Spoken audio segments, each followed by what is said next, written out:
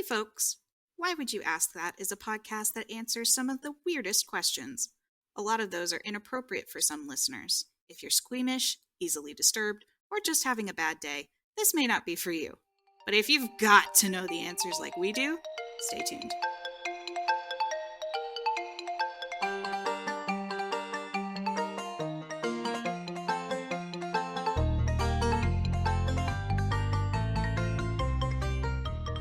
Why Would You Ask That? Presented by me, M, they, them, and Karen, she, her, and Remy, he, they. And today we have a listener question. I'm so excited. From Billy, they ask, has there ever been a cannibal that has consumed the flesh of a person with red hair? If so, did they note a difference in taste? Are red-haired people's flesh more toxic to eat than, say, a blonde or a brunette? This is based off the fact that bright colors are warning signs in nature that the bright-colored object is toxic in some way. Redheads are not poisonous, right? Like, redheads are not a separate species of human. Primates are basically the only ones amongst the mammals who really get colorful. Inez Cuthill, professor of behavioral ecology at the University of Bristol, she just brings the structure of fur and hair into the equation. She says that hair is just really unstructured. Our hair is just a tube of melanin, quote. But like feathers and like a butterfly's wing, scales, those things are really complex, multi-layered structures. And so they can like really build up their various like forms to be able to actually do what it needs to do to have those bright colors in them. So why did we evolve red hair? Because it's definitely a standout color and it's very rare. I said 2% of the world population has red hair. So Because it's cool. It's a mutation. I mean, sure, yeah, obviously. Anything evolutionary-wise was a mutation at some point. Why did it stick around all this time? And so that's the second part that I wanted to talk about. So, Remy, how does all this actually relate to how red-haired people taste? Because we've been all over the place, except for the taste factor. That's what Billy wants to know. We just went through all of the like stuff about how animals even do colors for warnings in the first place, and why mammals don't have that, and that having red hair seems to go against the idea that mammals needed to evolve like a bland coloration because we just lived in the dark for a long time, and so we didn't need colors, which is why mammals have such an underdeveloped sense of color vision in the first place in comparison to other things. I can still see better than a fucking dog. It's true. So, redheads and blondes, I guess, but we're talking about redheads because they are way rare. 2% of the world population. So where does it come from? And that's what we're going to talk about. And then I'll lead into taste from there. All right. Because the genetics of why red-haired people have red hair is why they taste what they taste like, or whether or not they taste just like everybody else. I'm beginning to feel like they might have a unique flavor. Is it peanut butter filling? Why would it be peanut butter? Because it's just like Karen. But I'm not a redhead. Yeah, but you are going to have a peanut butter filling. You said so yourself. I did say that, but I'm also not redheaded, except for the times that I want to be. You're doing it manually. Oh, you did say you were going to peanut butter fill yourself manually for all those peanut allergic serial killers. I'm filled with nuts. Filled with nuts? We all wish we were there. Not all of us. Some people don't want nuts in them. Or anywhere near them. Okay, so history has dealt kind of a rough hand to the redhead. Yeah. Throughout, like, all of time, redheads have been portrayed as both beautiful and also promiscuous and hot-tempered and violent and immoral. And witches. And witches. Yeah. And most recently, without a soul. Yeah, that was the most recent joke. Don't know if people still say that now that we're out of the 2000s and Yeah. It's less cool to bully people. We're going to be saying, I mean, people still, teenagers and kids are going to bully other teenagers and kids until the day they grow up. Yeah.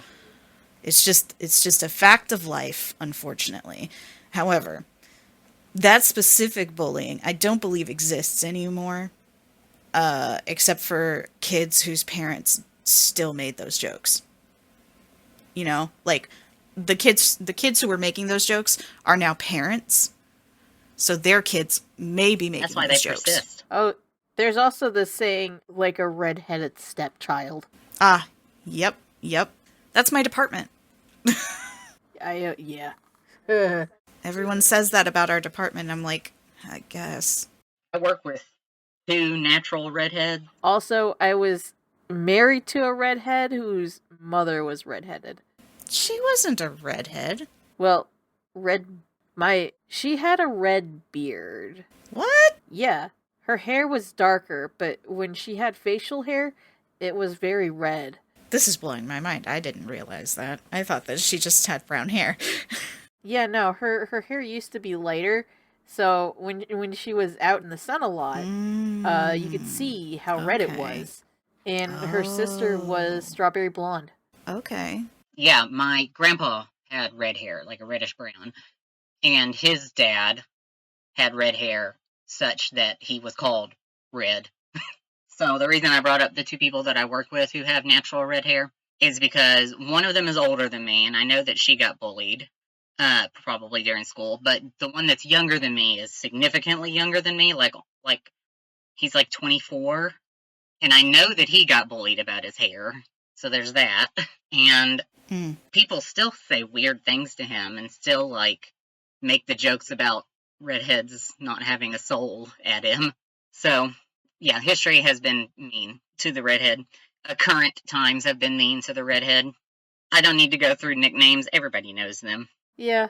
And so if you're thinking about, like, the origin of where the red hair came from, you probably think of, like, Scotland and Ireland. Sometimes. I know that there are people that are not from those places that have red hair. It's not like it's kind of a mutually exclusive. What is it called when they have the same mutation but it happens separately? Like separate populations have this same strange mutation that takes place. I'm just thinking about convergent evolution. Yeah, it's the opposite of that. Wait, the opposite of convergent evolution? Like populations in Africa have the mutation of red hair, the quote-unquote mutation. They can have red hair because all it is just a genetic, like, blip. It's like the genes are... It's the turning on and off of certain proteins. Yes, exactly. But they may have never come in contact with those people in Scotland who have that protein stuff happen more frequently. It happens. It's not reliant on environment. Guide us, Remy. So most people, when they're thinking about the origins of red hair, think about Scotland and Ireland. Most people aren't even aware that, like, black people or Asian people can have red hair naturally, if you're just asking your average person. And I think it looks dope as hell. I think it looks dope as hell with dark skin. Oh, it does, yeah. I know your average person is often not aware that it can be natural on populations who aren't white, but it can be. Basically, any hair color can come naturally to any population, just to establish that. Yeah. So people have been studying this for a while, and the things that have come up suggest that red hair could have evolved in Paleolithic Europe amongst the Neanderthals. Scientists analyzed Neanderthal remains from Croatia and found a gene that resulted in red hair amongst that population. However, the gene that causes red hair in modern humans is not the same as what they found in the Neanderthals. Okay. Oh. So, nor is the red-haired gene of either race found in any of the peoples who are descended from Paleolithic humans, like the Finnish and most of Eastern Europe. So, this is like because there at one point there were different kinds of hominid living at one time, like Homo sapiens and Neanderthals and whatever. Like, they're not like the same thing. They're different types. Mm-hmm. You know what I'm trying to say. Mm-hmm. So they looked at genes from different hominids, and the genes for modern day red hair wasn't amongst any of those from Europe. So it ruled out interbreeding between those species of the various parts of Europe. Mm. So it just ruled out Europe in general as a birthplace for red hair. Really? Yeah. Wow. Mind blown. So if it didn't come from Europe, where do you think it came from? Africa. Africa. I mean, that does seem to be the place where everything came from. But Yeah. The origins of red hair have been traced back to the steppes of Central Asia. Oh, cool.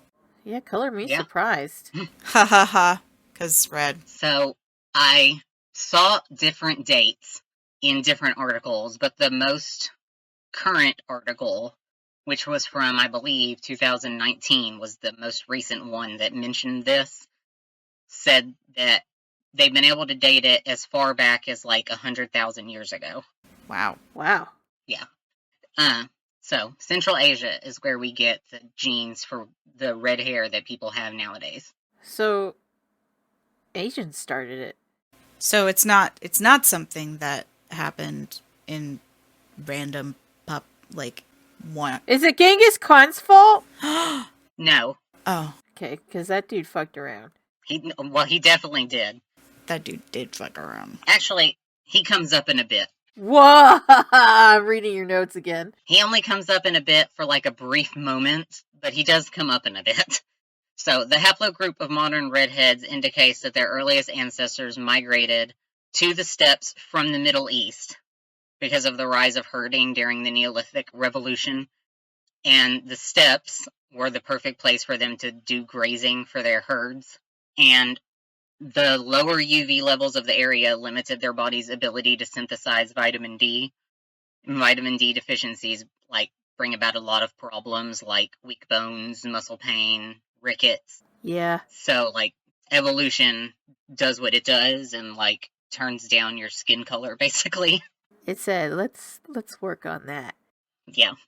So evolving to better suit the environment and allow their bodies more access to the limited light, their skin and hair lightened. In the eastern steppes, things occurred differently. A mutation occurred and a gene called M1CR, which caused the hair color to not just lighten, but to completely change to red. Oh. Mm. So the skin for redheaded people, as you I'm sure have noticed, just is like paper white. It's not that white, but the joke is there that people who are redheaded are quote unquote translucent. They glow, Mm-hmm. The redheaded people that I work with will make the joke. Yeah. I mean, it's pretty. I don't know that it's It's okay, I have a friend who's white. Yeah, I mean, it does seem to be pretty consistent because they have this bright red hair, very pale skin, and freckles. That's typically what you picture when you think of a redhead. Well, the pale skin comes hand in hand with the red hair. It goes along with this genetic mutation. Yeah. So that super pale skin was well adapted to absorbing much needed UV light to produce the vitamin D, but also it's way too sensitive in the sun, which is why redheads sunburn incredibly easily and are way more prone to skin cancer. Oh, okay. Wear your sunscreen, kids. I'll try to remember. I never wear sunscreen and I'm very bad at it. Yeah, I'm really bad at wearing sunscreen also because I don't ever sunburn. I just turn brown. Same. You use 2 fingers. You squirt along your pointer finger and your middle finger, and that's how much you need for your face, your ears, and your neck. I just get, if I wear sunscreen, it's built into my face lotion. But I haven't actually worn real face lotion in forever because, Our skincare routine has gotten away from us. Well, I just don't want to spare the money. I just forget to do it because I've only ever sunburned like one time, and it was on like my back, and it was only across like the tops of my shoulders, and it lasted for half of a day, and the next day my shoulders were just brown.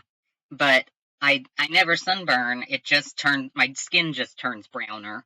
Other than that one time, and I think I was on the lake for like a really long time that day. So I just forget to do it. I try really hard to remember, and I do it sometimes, but it's usually when I'm with the kids and I'm already doing it to them. I don't like the smell, the feeling, or anything. Oh, I hate it. I know I should though, like because people who are brown and black still get skin cancer. Like having skin that reflects UV rays off of it, having skin that doesn't absorb as much UV rays doesn't mean you don't get skin cancer. It just means that you're not as prone to it. Still use suntan lotion though. Sunscreen. I never really learned the difference. Well, one makes you tan and the other blocks the UV rays and doesn't like protect you as well. Yeah, use the sunscreen. Yeah, they probably make some that doesn't smell as bad. That's probably what me and Em need. Ones that don't stink as much. Because I hate the smell too. Yeah. So the people who first had the red hair, they spread to the Balkans and Central and Western Europe during the Bronze Age as they were migrating again in search of metal. Mm-hmm. So that's how they made it into Europe. Okay. The majority of the migrants remained in those regions, but some spread further west to the Atlantic seaboard, and fewer still moved eastward into Siberia, and some of them moved as far south as India. That's quite a ways. Yeah. They really just made their way around. Well, there's quite a lot of people on Asia. On Asia at large. Yeah. There's a lot of people that live in the Asian region, and so it's huge. And like early day with the early peoples before the Bronze Age. Like I know there weren't a lot of people there, but still, like it's a huge area. So yeah, they just all sort of spread out every direction and went everywhere. Like not as many of them went north to Siberia or south to India, which is why there is such an extreme rarity of red hair in those two areas. But it happens still in those areas. Mm-hmm. So the Balkans and Western Europe like became established as the geographical and historical homeland of red hair because like that's where you see it. In recorded history, that's where you see it pop up the most. Like in the times when people started writing things down and drawing pictures of things, that's where you see the red-haired people at. So that's where people decided that's where it must have come from. Ancient writers who began to like write things down wrote about red-haired people and started forming conclusions about them based on their encounters. Yeah, this is where it starts. So as early as the 5th century BC. Wow. Yeah, all the way back then. So to Herod? Yeah, Herodotus described the Budini, which is a Scythian tribe from central western Eurasian steppes, as having, quote, gray eyes and red hair. He talked about those people, and he talked about the Thracians, whose lands were in part of Turkey and southeastern Bulgaria and in parts of Greece. He talked about all those people, and he called them barbarians. Oh, great. Yeah. Now those groups, like they had superior military prowess and they had highly sophisticated art, but the Greeks considered them barbarians because they weren't Hellenic and because their hair was red because they looked different. So yeah, 5th century BCE, Herodotus, he's the one who started this. And then meanwhile, the Romans, because the Romans are involved in everything, basically. So the Romans also began noticing the abundance of red hair amongst the tribes that they were encountering as their empire just sort of spread out westward. Seneca noted that, quote, the color of the Ethiopian is not singular among his countrymen, nor is red hair tied up in a knot a peculiarity among the Germans, quote. So he was describing the German people as having red hair. And then the historian Livy, also from Rome, describes the Gauls, yeah, I think that's how you say it, as being tall and having long red hair. Yeah, Okay. and that guy also said that they were super fierce in battle and that they were like terrifying and appalling. Quote. And also from Rome, Tacitus noticed the prevalence of red hair amongst the Germans. He said, quote, "For my own part, I agree with those who think that the tribes of Germany are free from all taint of intermarriages with foreign nations and that they appear as a distinct unmixed race like none but themselves. Hence, too, the same physical peculiarities throughout so vast a population, all have blue eyes, red hair, and huge frames." Quote. Me too. They're not special. You do not have any of those things. We just talked about this.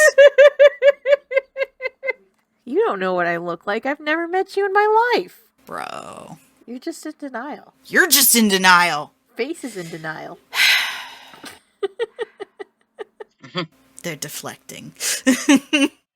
Tacitus also noticed that many of the Celtic tribes had red hair, and he concluded, incorrectly, that it pointed to an interrelationship between the Celts and the Germans and all those people who, like, and he wouldn't know this, but those people all originated from Central Asia, Asian migrations into Europe.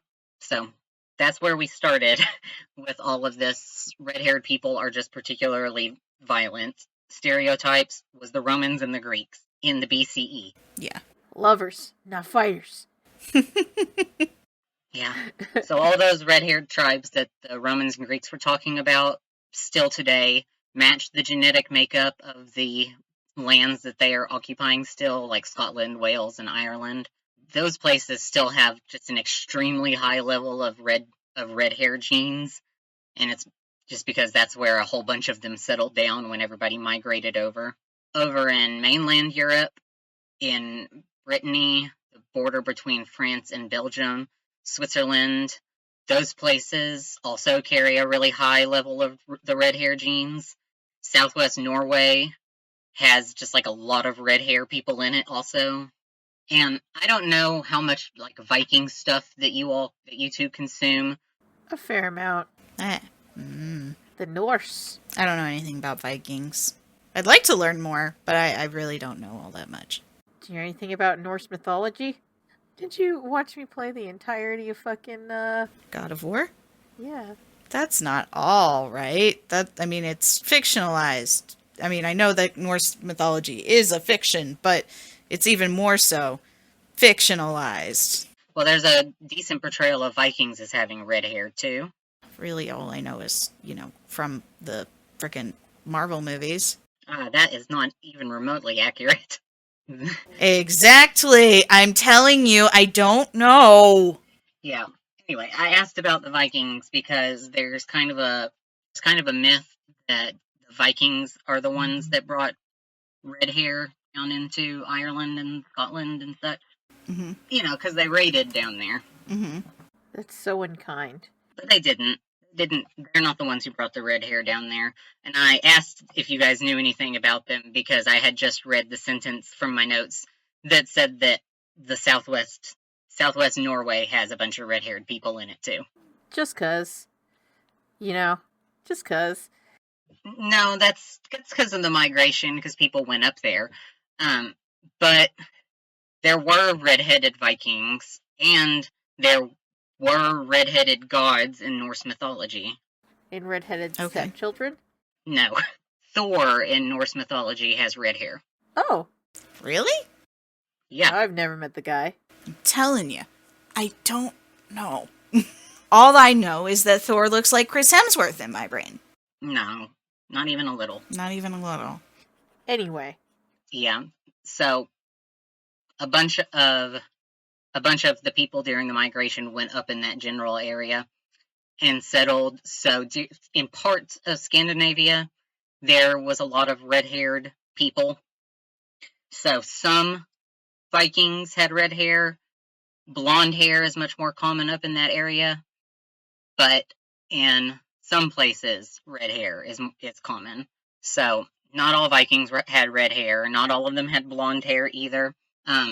But some of them had red hair, and sure, they were probably responsible for putting the genes out there a little bit, but certainly they're not wholly responsible. Yeah. Whole. And there were gods and goddesses in other mythologies with red hair, which is also partially why we get the image of red-haired people being like violent and aggressive. Like Set from Egyptian mythology is an aggressive deity, and so like in ancient Egypt, there's one of the sources I read said that they used to supposedly men with red hair who were born into ancient Egypt may have been used as sacrifices due to the belief that Osiris's enemy Set had red hair. Oh. Yeah. Well, that's unfortunate. That sucks. Yeah. What's my source on that? It's from the book Hair by Scott Lowe. Who is Scott Lowe? And do we trust him? Scott Lowe, who wrote the book Hair, is a professor of philosophy and religious studies at the University of Wisconsin-Eau Claire here in the United States. And he's the co-general editor of a journal called Nova Religio. Okay. And he's written other things, and the categories of things that are his field of study are fashion and culture, literary theory, new media, and technology. Well, there you go. Now we know. Okay, so yeah. Greeks and Romans pointed it out so often, for one thing, because it was weird and different to them.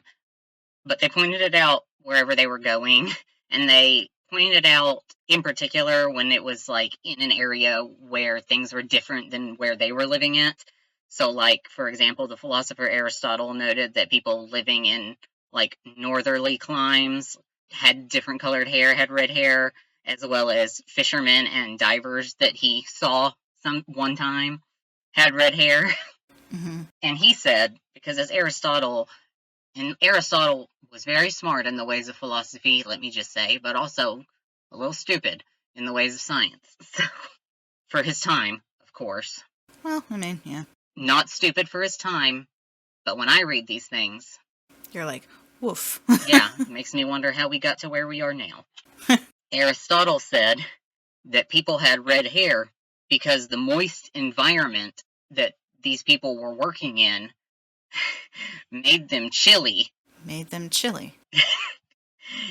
All right, sure. Yeah. All right, Aristotle. Go to bed. And so they were wet, and that made them cold, and their hair turned red because they dried off in the sun. Oh my god. Next thing you know, it's like they only turn red after you boil them. Yeah. And then a different guy named Vitruvius, he said, no, you've got it wrong, Aristotle.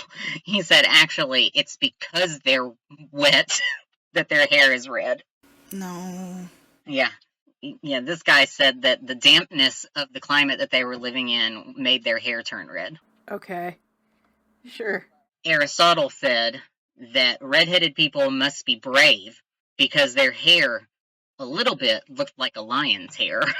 Well, knowing what we know now, that makes sense.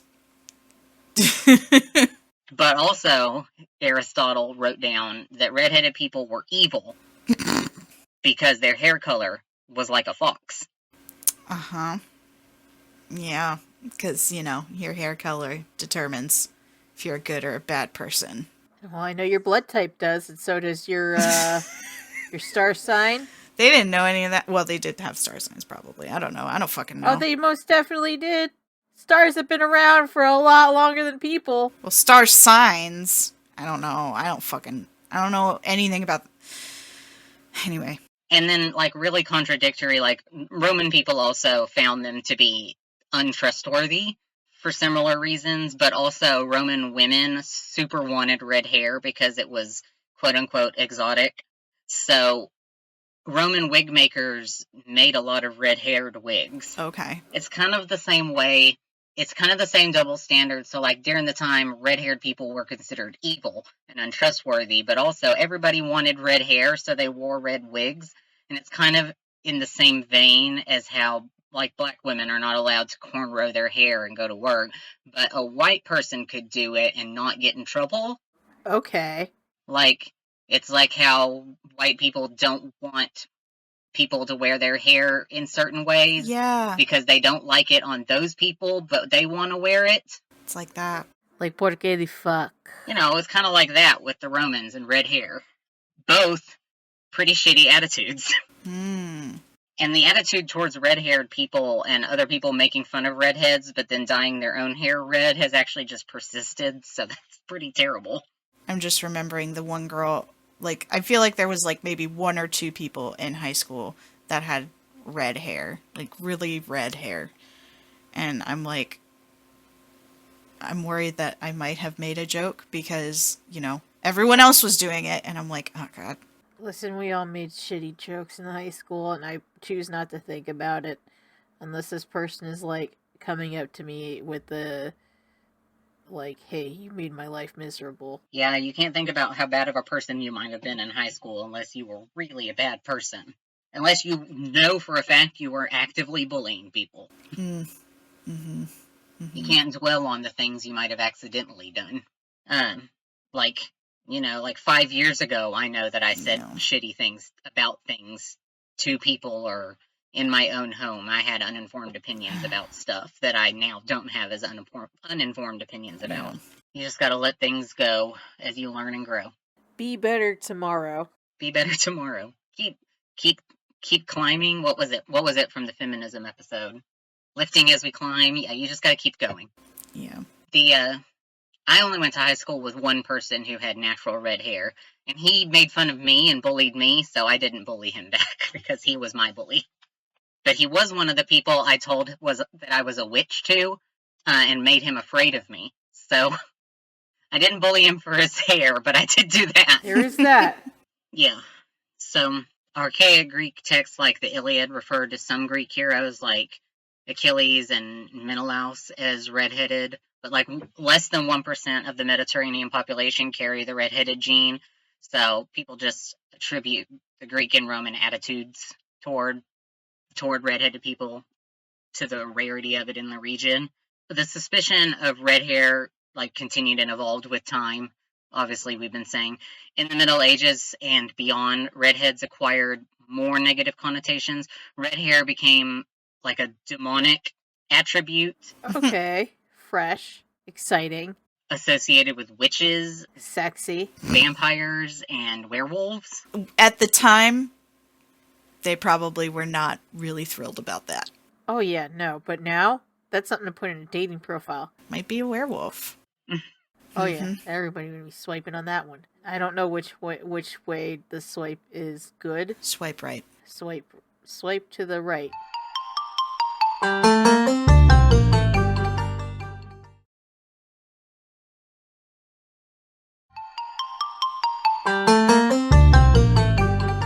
So, by the Renaissance, the Spanish Inquisition was using red hair as a way to identify Jewish people, But that doesn't make any sense! despite the fact Sorry.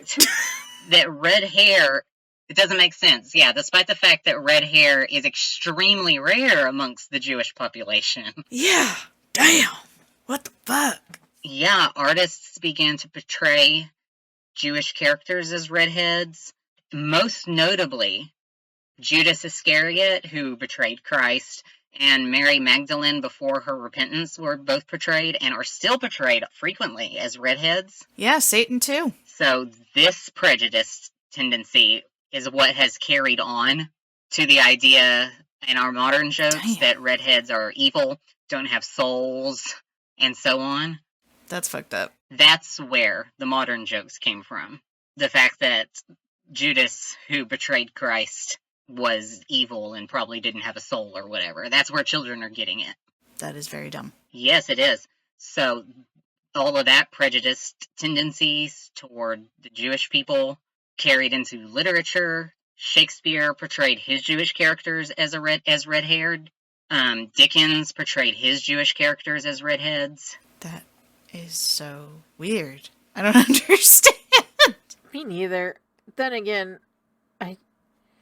I just don't get any of it. I just don't understand it. I don't know that I can. Yeah, it just, so red hair started as a mutation for sun purposes, turned into a fear because it was so rare in the populations of people that it was in, and it was like fear of the unknown in general, and then turned into like some sort of like crazy legend about superstitions regarding werewolves and vampires and cryptids and demons and stuff, because unchecked fears tend to go into the legend category at some point, you know? Uh, and then have just sort of spiraled into literature and out of control as time has gone on. Yeah. And now we have the media that just sort of propagates it and like feeds into it because it never dies once it has made it that far. And it has made it into our vocabulary and like turns of phrase that just won't go away. Like Yeah. redheaded stepchild, like one of you said. Em said it. Karen said it again later on. Yeah, it's just in there. It's just in the culture now. Eventually it will die, but hasn't yet. So like, and one of you, well, you are both musing about how maybe it's not so common for people to be awful towards redheads nowadays. In the past 10 years is what I'm saying, but now you're scaring me. Okay, so in the past 10 years would be 2013, but my tiny little article starts at 2008. In Australia in 2008, the Adelaide Zoo faced some criticism because they were doing a promotional campaign for an orangutan exhibit, and they told people with red hair they could have free admission. In their promotional communication, the zoo said that people with red hair were just like the orangutans, and that red-haired people were also doomed to extinction, and used the term ranga to refer to the red-haired people. What the Ew. fuck? Y'all just invented a whole slur. What the fuck? Yeah, they wanted to photograph the red-haired people next to the orangutans, No. but there was No. some negative reactions, so they decided not to do the photographs, but kept everything else. No. Oh my god. Like, who the fuck sanctioned this? Where was their PR team? The Adelaide Zoo. Was it a city zoo? So Was it a city zoo? It's Australia's second oldest zoo, and it's a non-profit zoo. It is administered by the Royal Zoological Society of South Australia. Yep. Where was their PR team? Sorry, I know it's a non-profit. I know Australia has their own issues going on, and I didn't guess that was one. Yeah, they have their own horrendous issues happening over there. This is a relatively minor issue in the stuff that they've got going on over there, but I'm using it as an illustration that this does still happen. So in 2010 in Australia, several ads came out that centered around ridiculing people with red hair. What? So one, a government road safety campaign came out that suggested that if you used your cell phone while you were driving, it might, quote, cause unwanted side effects such as sexual intercourse between two people with red hair. What? What? An occurrence which might result in the offspring also having red hair, quote. This What? doesn't make any sense. Another for ANZ Bank featured a character of a bank clerk who was comically rude towards characters with red hair. What the fuck? Yeah, I it's just an anti-texting campaign that centered around making fun of red-haired people and the desire not to have red-haired children. I don't really get it. I don't. So you better not text and drive. Yeah. That's fucking weird. That's such a specific thing to be, like, weird about. I'm baffled. I don't understand it. Me neither, man. Yeah. So in 2009 in Canada, students with red hair from 3 different schools were assaulted by their classmates, with one incident being confirmed by a court verdict. The students were influenced by a Facebook group that promoted, quote, Kick a Ginger Day. Oh, Oh, fuck that. Yeah, until fairly recently in France, it wasn't uncommon for people with red hair to be called Hair of Judas, quote, in French, obviously. A reference to Judas with his red hair. What the fuck, dude? Do people not realize how rude that is? It's just baked into the culture at this point. Fuck 'em. Everyone's like, it's funny. It's just a good-natured joke. And I'm like, yeah, until, you've People worn start down- dying. You've worn down their self-esteem to the point where they Like, imagine you make that joke. Now imagine that everyone that person interacts with makes that joke. Like, they've heard that joke probably 30 times in a single day. And it's like, yeah, some people can, you know, get really tough skin and deal with it. But other people, like, people are not built the same to deal with things the same way. So some people, that's going to negatively affect them and make them grow to hate everything about themselves. Not, I mean, like, they're going to hate their hair specifically, but it gives them low self-esteem, which, you know, leads into a whole slew of other issues. It's bad for the beans. It's just, it makes me so mad when people are just like, it's just a joke. Like, oh, come on, they hear it all the time. Like, yeah, imagine if I made fun of you for this thing that you're insecure about. Yeah, what if I made fun of you for something that you can't control? What if I made fun of you about something that you didn't even think about until this very second? And now you're going to think about it for the rest of the day, the rest of the week, and probably the rest of your life. Bullying makes me so mad. I can't stand it. The only thing you could do to better the world is to be kind and hope that it spreads. Mm-hmm. Yes. And teach your children to be kind. Mm-hmm. That's what I'm doing. So over in the UK, and this is rough, over in the UK, red-haired people in the UK face particularly, quote, aggressive discrimination due to systemic prejudice related to centuries-old matters of imperialism, religious bigotry, and war. Quote, and this is coming from a 2013 article from The Guardian, was where that quote came from, just to put the date on it. Damn.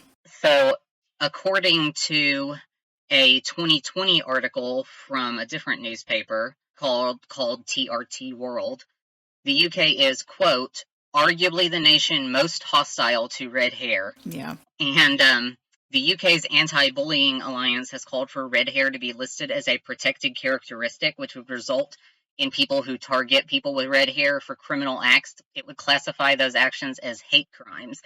Again, from that 2020 article. Damn. And also from a BBC News article comes a quote that says, some have said that people with red hair are abused by those who would prefer to abuse racial minorities but feel restrained by hate crime legislation and therefore target classes of people not protected by the law. Damn, they raise a good point. Sometimes people just want to hate other people. Mm-hmm. Yeah. Also in a 2013 article in New Statesman, the columnist Nelson Jones chronicled several people with red hair who had been physically assaulted that year in the UK due to their hair color specifically, including one stabbing. A stabbing? Yeah, specifically for the red hair. Bro. Imagine hating someone just because of the way they look. Are you looking at the camera like it's The Office? I can't even. I choose to hate people based on their vibe. Yeah. Yeah. In 2014, a study in the UK found that 90% of men with red hair have been a target of excessive bullying because of their hair color. Mm-hmm. And let's see, even Prince Harry, the prince, he has red hair. Yeah. He reports abuse due to his hair color. Even though, you know, it's in his genes. In 2015, a person with red hair had to be convicted of terrorist offenses because he was plotting to assassinate Prince Charles and Prince William so that Prince Harry, who also is a redhead, would be able to become the king. Is it really about being a redhead? Because I feel like William is a redhead. Yeah, this redheaded dude wanted to assassinate the other guys so that they would be out of the way so he can make another redheaded person the king. No.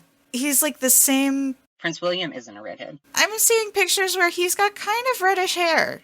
It's not as red as Harry's, but it's red-ish. No, he's blonde. He's like a blondish brown. He's more blonde than Harry, but also, I don't like William. And I don't like Charles. Listen, I don't know much about any of them, and frankly, I don't give a shit. Harry's the one that married Meghan Markle and left the royal family because they didn't like Meghan Markle. Yeah. And yes, it was about the red hair because the man who did it attributed his, quote, genetic supremacist views, quote, toward childhood bullying because of his hair. So he wanted a fellow redhead to be the king. He went the far other direction and said, well, people bullied me, so I'm gonna kill some people to make sure another redhead gets to be king to do something about this situation. Yeah. Even though it probably wouldn't happen. I haven't looked up the ad, but according to a 2018 article from Vice, in 2018, a television advertisement from Carlton and United Breweries that make ale had to pull an ad because it was found that it vilified redheads by suggesting that society should work towards their eradication. What? What the fuck is wrong with people? So that comes from the article Beer Company Pulls Campaign that encourages discrimination against redheads from Vice. Do they think it's funny to hate other people? Like, I don't understand. Like, why are you just making fun of people just to make fun of people? Yeah. And then up in 2022, just last year, the Sheffield-based human rights advocate said that they really desperately need more protection for red-haired children because there are so many bullying incidents, including teachers towards students, and teachers having to be fired for making fun of red-haired students. You know, I think I've actually seen that. Like, an incident of it. And then, finally, here in the U.S., in 2015, police in Massachusetts had to stop a conspiracy amongst students to attack redheaded students on quote-unquote Kick a Ginger Day. It's boring. Get a new hobby. In 2011, Cryos International, which is the world's largest sperm bank, says they have too many sperm doses from red-haired individuals because people don't pick them. Like, holy shit. Yeah. Studies have found that commercials that air during primetime viewing hours in the United States, just don't use red-haired people. Yeah, that's true. Yeah. Or if they do use red-haired people, the marketing agencies use the red-haired people, in their own words, as an attempt to catch viewers' attention because they are viewed as unusual or exotic in their physical characteristics, quote. Exotic. Hate that word. Yeah. That could eat my dick. In the bad way. Yeah. Yeah. So there's that. It definitely still happens with a lot of prevalence and way more violence than you would think. Yep. I was just about to say that. Me too. Over some red hair. I like red hair. Mm-hmm. I also know that red-haired people are fetishized. Fiery. Like, ooh, I like them spicy. And you're like, what are you saying? Don't be a fucking dick! Whereas other hair colors aren't really. Blondes, I think, get it a little bit too because they have the stereotype of being quote-unquote more fun. And redheads have the stereotype of being really promiscuous and sexually insatiable. Melanist? So take a breath. And now I'll tell you literally how red-haired people's bodies are actually different. In not a mean way. Not in a mean way, just in a literal scientific way. Redheaded people have different things going on with their body than people with other hair colors. And when we attribute it more to the genetics. Yeah, redheaded people have red hair because they had a mutation on that gene that caused there to be differences in the melanin that's produced in their body and in their skin. So, the melanin that's produced that makes their hair red and their skin super pale is different than the melanin that gets produced in people with blonde, brown, or black hair. Because in people who have those other three hair colors, you're getting a slider basically between two different types of melanin that ends up with your hair color. And for redheads, it's your eumelanin is turned all the way down and the other type is turned all the way up, and then they get red hair and super pale skin. Because they don't get the slider action, they're just getting all of the one and virtually none of the other. And so that's what's affecting their skin and their hair.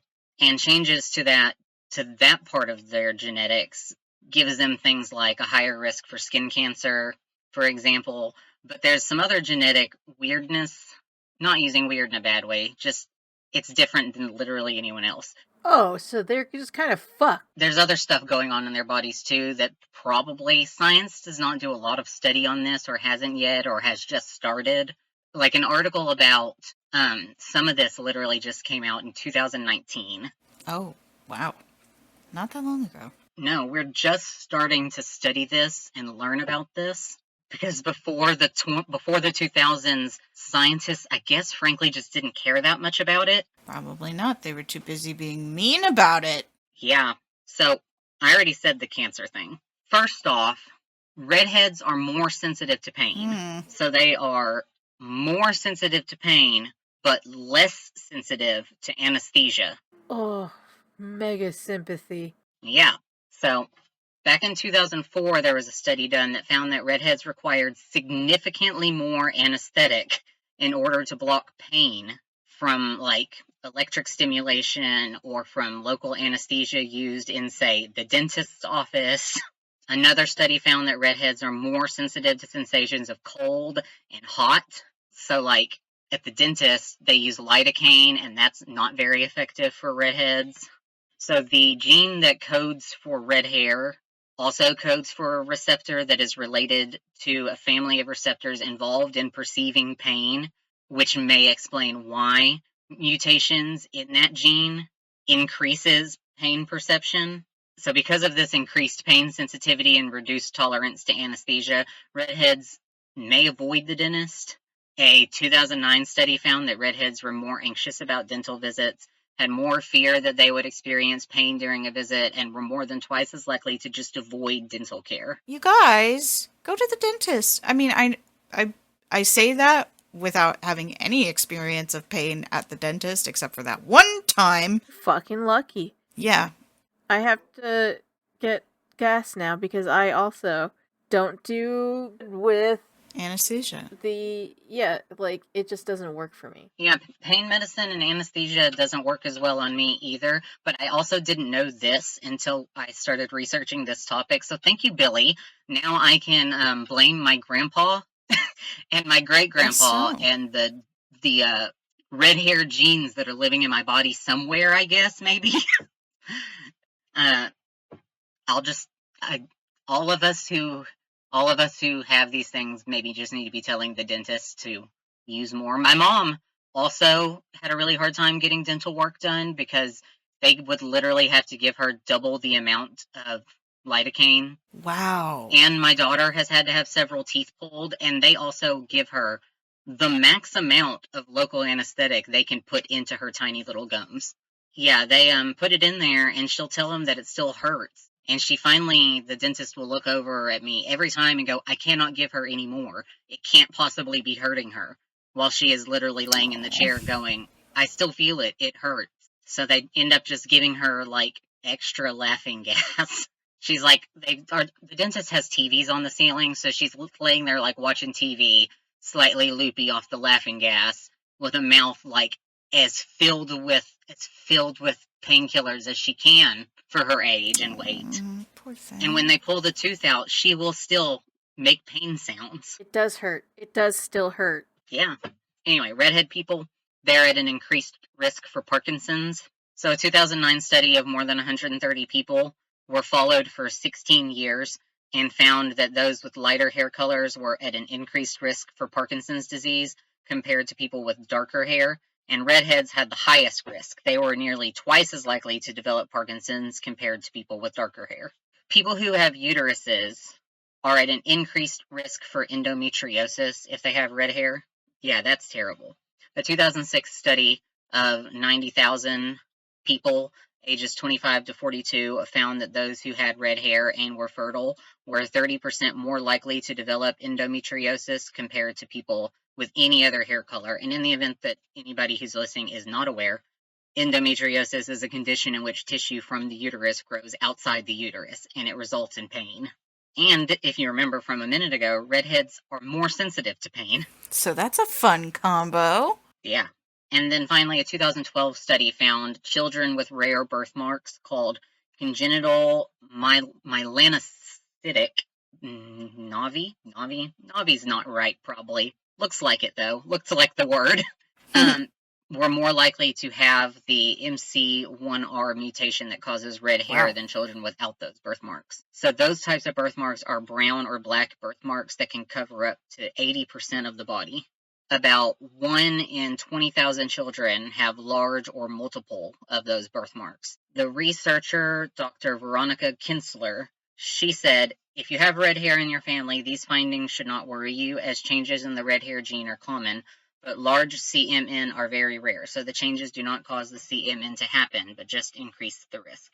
So those are health concerns that come up with people with red hair. Like, it's not like any form of cancer. It's just a birthmark. Here's a picture on a baby. Oh, wow. You could see where a doctor would be concerned, but if there's really no health impact, then Oh, built-in t-shirt. yeah, built-in t-shirt. Everything's way more intense when you're a baby. It's just a birthmark. Aw. Yeah, from what I gather, it's not dangerous. It's just a birthmark. Yeah, and it looks like they just lighten up over time. Yeah, because there's some pictures of grown men, like fully nude on here, showing their birthmark, and it's like a much lighter brown. Redheaded people are also more likely to be left-handed. Wild. Yeah, it's because both of the genes come from red hair and left-handedness. Both come from recessive genes. And if you're getting one recessive gene for red hair, then you're likely to get the recessive gene for left-handedness, because recessive genes apparently come in pairs. Interesting. I didn't know that. Huh. I guess that's why blonde hair and blue eyes is pretty common. Like, I mean, not common, but like blonde hair, blue eyes. It's like, that's wild. Also, the two natural redheads that I work with are also both left-handed. I thought about it. They're two of the array of left-handed people that I work with. Both of them are. Don't they go straight to white? Yeah, their hair will just lighten and lighten and lighten. It will just fade over time. So it will eventually turn kind of like not pink, but like, they'll start with like their strong red of some variety of red or orange, and then it will just fade and fade and fade and fade until it turns kind of a white color. But it doesn't go gray. My grandpa's hair is white. Just actually white. Not silver, not gray. Just white. Yeah, my grandma's hair was white. It's like an old white. I don't know if it's an old wives' tale. It's just kind of the thing is people believed that if your hair turned white, you weren't as smart as people whose hair turned gray. Yeah. Yeah, because they believed that your hair was like, because your hair comes from your head, and if your head's full of air, your hair is going to be clearer than if your hair is gray. That's dumb. Yeah. I just remember hearing that somewhere, like, growing up, like, that was pretty common, like, in my family, at least. Well, that's dumb. I know, I was like, no, my grandma's not dumb, though. Like, That's mean to your grandma. she was, she had her problems, but she wasn't dumb. But, I mean, the thing about hair is that it can go gray and then it can go white. So, because the hair color changes, it grows less dense the older you get.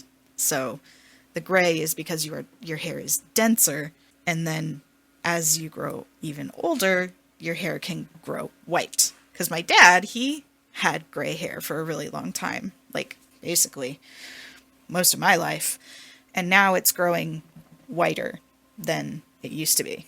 So I'm like, there's really nothing there. Yeah. People with red hair have less hair than people without. People without red hair have about 140,000 strands of hair, and people with red hair have about 90,000. Red hair, though, literally is thicker. So, like, the strands themselves are thicker than other people's hair. So it just looks fuller. And bees are more attracted to redheads. And bees are more attracted to redheads. Wait, what? There's not a study for this. That's really random. Scientists have done studies. No, they haven't. Yes. Oh, is it because they taste better? No, it's because they look like flowers. Aw, okay, that's cute. I mean, I can't be mad at that. That's pretty freaking cute. Researchers have found that it's because their hair color resembles the brightness of flowers. So there you go. See, you can't be mean to redheads because the bees like them, okay? Also, you're God! very angry. Sorry. Save the bees. Also, natural red hair is harder to dye than other shades. Oh, yeah? Yeah, it's because red hair holds its pigment better, like harder than other hair colors. Damn, okay. So, like, red hair strands literally won't let go of the pigment more than brown hair or black hair or blonde hair. Mhm. So, putting a color on top of red hair, the color is less likely to take. And bleaching red hair will go, it'll do it, but also red hair is more fragile than other hair colors, so you shouldn't.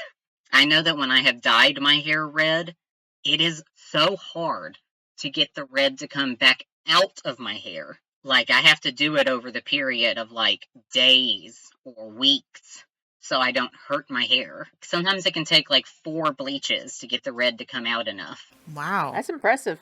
All right, so Remy, we've been learning all this stuff about people with red hair, but you promised me that you would tell me what they taste like. So, Remy, what do they taste like? So, okay, here's the last thing that I learned about redheads.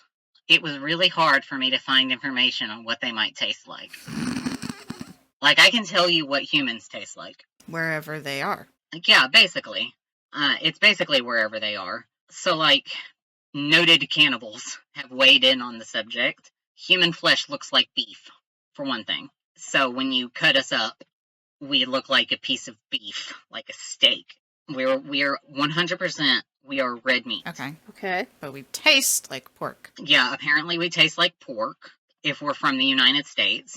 Let's see. Serial killers and Polynesian cannibals have described human as being most like pork, but not all cannibals agree. So there's a guy named William Seabrook Uh-huh. who was an author and a journalist in the 1920s, and he traveled to West Africa and he ate human flesh while he was there.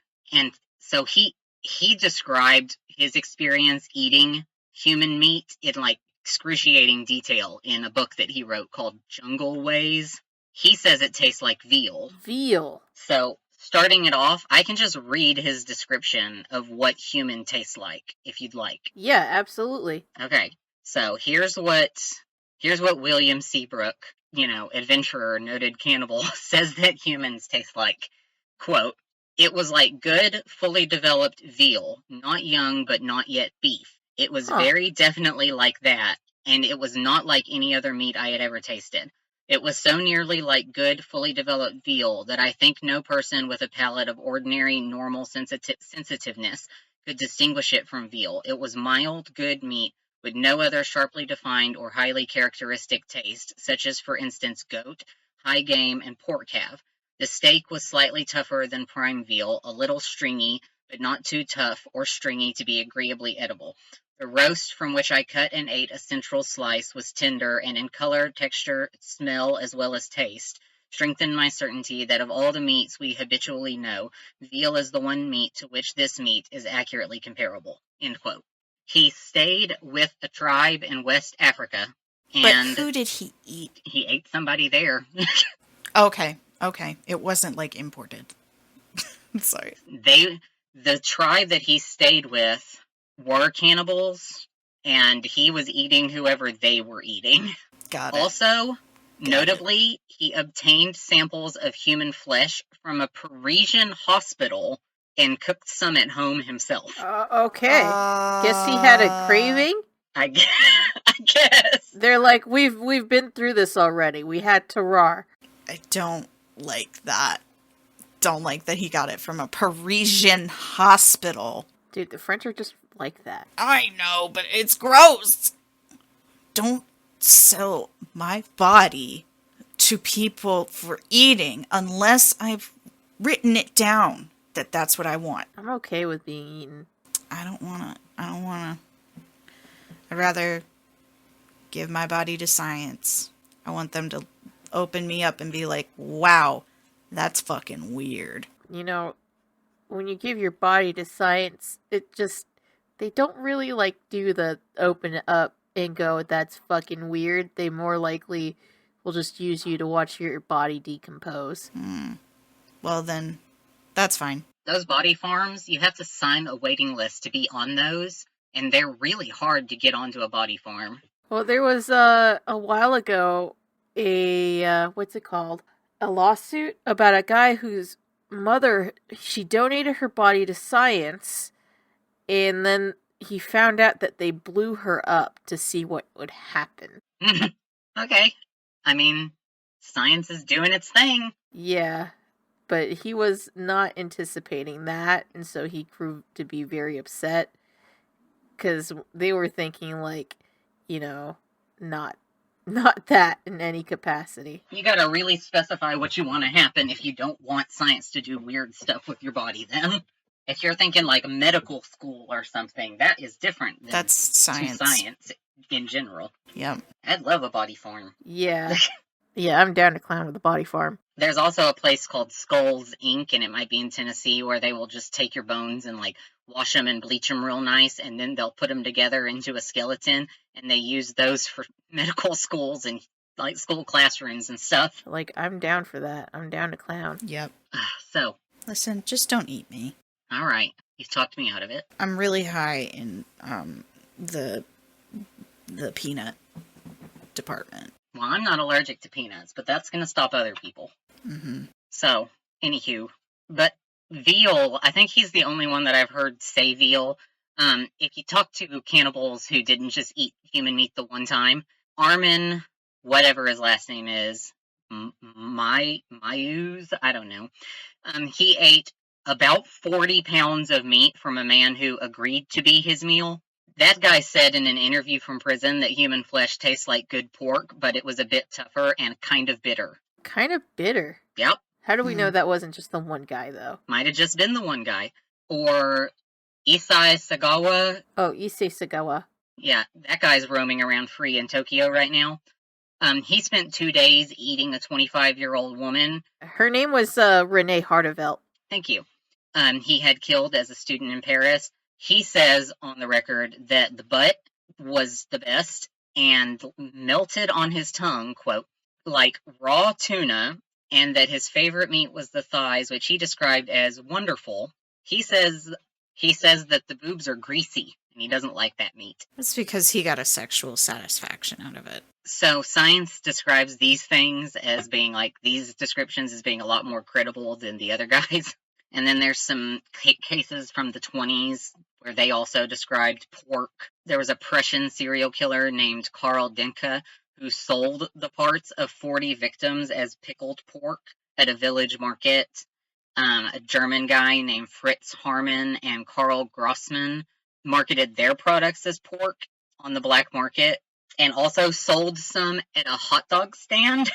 Yeah, and then over here in the U.S. say that human meat is sweet to the taste and pork-like. Alfred Packer killed 5 members of his Rocky Mountains expedition in the 1800s when his provisions ran low. He told a journalist in 1883 that the breast muscles are sweet and the sweetest meat he has ever tasted, quote. Again, I've got to believe that that's a sexual component. I think they were all men. Wow. Yeah, because they were on a Really? mountain hiking expedition. I think they were all men Still, it's in the 1880s. I do love that. I mean, it still could be. There I was just wanted to note it. barbecue sauce. on my Omaima Nelson, she killed and ate her abusive husband in 1991. She said that He's now my ex-husband. she said his ribs were sweet, and then she said, "But it could have been the barbecue sauce I dipped them in." wow. I'm sorry, I have a What a legend. twisted sense of humor because it made me laugh. No, I that do love that. There was the barbecue sauce on my titties. eating my dead husband that I murdered. Oh God. God ain't here. He hung up the phone. All right. So sailors up until the late 1800s would eat fellow crewmates if their provisions ran low. Yeah. Or like the Air Force cannibalism saved 16 survivors of the 1972 Uruguayan Air Force Flight 571 air disaster because it took 72 days for rescuers to get to the survivors. So the gist is that pork is usually the flavor that we get to, and usually sweet is also thrown in there if you're eating somebody from the U.S., and it seems like we also get kind of tough, and one guy said kind of bitter. So it might have just been that one person's diet, and sometimes greasy. And that might just be a boob thing because, you know, boobs have like all the mammary glands and stuff, and that's like tons of fat in there. So that might be what that is. So what I found out about redheads was that redheaded people's pheromones, this is how I've read all of that. I couldn't find a thing specifically about whether or not they tasted different than the average person, but their pheromones smell different than the average person. Oh, okay. So their pheromones, according to scientists, not just redheaded people saying that they smell different, scientists say that redheaded people smell different, that they smell muskier and sometimes sweeter than other people with different hair colors. Just their base natural scent is in general muskier and sometimes sweeter. And so I was like, okay, so they're muskier for sure. And then one scientist went on to say that they smell a little bit like a civet cat. So redheaded people, apparently, according to scientists, smell like a civet cat. A civet cat. Karen, do you know what one looks like off the top of your head? I've seen it before, but I don't know off the top of my head. They're the ones in charge of Civic Coffee. Yeah, they're the ones that do the poop coffee. Oh, got it. Oh, they look like the Fusa. Specifically, we are going to look at these like banded ones because the description of their pheromones matches up with the description that scientists have used to describe redheaded people's pheromones. So a civet cat is not a cat. A civet cat is most closely related to a mongoose. Just so that you know, because I didn't know. I didn't know that they were in that family. Now, so then I looked up, what does a civet cat taste like? Wait, so you're comparing the taste of human meat based on the smell of the pheromones from a different animal? The intermediary steps were, do your pheromones affect what your meat tastes like? And my answer was reading an article about how the pheromones of pigs who are left intact before being slaughtered for meat consumption does affect how their meat tastes. Okay. That humans do notice a difference between pig meat if it came from a pig that was still fully intact and producing certain pheromones and chemicals versus a pig who wasn't. Okay. So humans can detect pheromones and chemicals and stuff in the meat to some degree. So I was like, okay, this is the best I can do for this question then, is that if redheaded people produce pheromones that make them smell similar to this guy, to the civet cat, then their meat will not taste the same way that other people's do. All right. So it stands to reason that they will taste in some way kind of porkish with hints of civet cat due to the pheromones. This is what I'm going with because it's all I can do. Okay. So I looked up what a civet cat tastes like so I could get a baseline.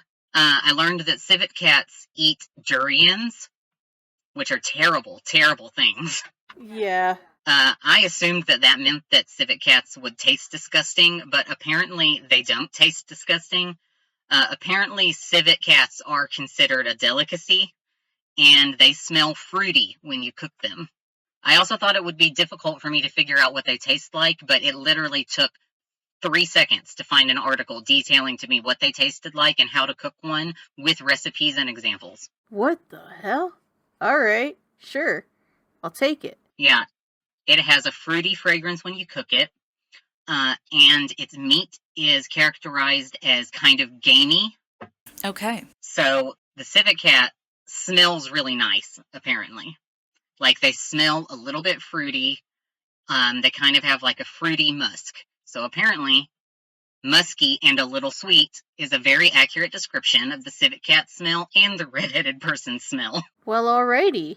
And the civet cat tastes kind of gamey, so we can, I guess, assume that if you ate a redheaded person, they might taste maybe a little bit more gamey than the average human because they have different pheromones and chemical compositions going on in their body based on all of the health concerns and stuff that I read to you due to the mutations in their genes and chemical makeups. And also, their body is literally producing a different pheromone structure than other people's, affecting the way that their body literally is constantly being marinated, basically. I don't know. Because lots of animals taste gamey. Like tons of different, like boars and pigs taste gamey. Deer taste gamey. I don't really know where gaminess comes from. I thought it was basically like the amount of like fast twitch muscle. Yeah, the amount of like work your muscles is doing. Your muscles are doing. That's where I assume it comes from. So I just figure redheaded people, I guess, just have a very slight difference in taste, but otherwise taste just like a regular person. And then it gives me some recipes for how people eat civet, which the first one on here is a Filipino recipe, and the first ingredient is vinegar, just to loop all the way back to that very initial conversation that we had. So there's that. No, they're not toxic, obviously. But we've learned an enormous amount about this like survival mechanism, and also a bunch of stuff about redheads, including that they do in fact have a different chemical and like physiological makeup than other hair-colored people, but not enough to make them toxic. There you go. But maybe enough to make a cannibal like taste something different if they did eat them, but not enough to poison the cannibal, unfortunately. Wow. That was a journey that I didn't know that I was going to be taking at any point in my life. So, thank you, Billy. Thanks everybody for listening. Thank you especially to Billy for coming in with such a rad question. For everybody else, make sure you remember that you can also send us your why would you ask that kind of questions. So you could hit our website with whywouldyouskthat.com, where we have a form there. You just fill it in, put your name in, put your question in, and it's done. Or you can email us at whywouldyouskthatpod@gmail.com. Again, that is whywouldyouskthatpod@gmail.com.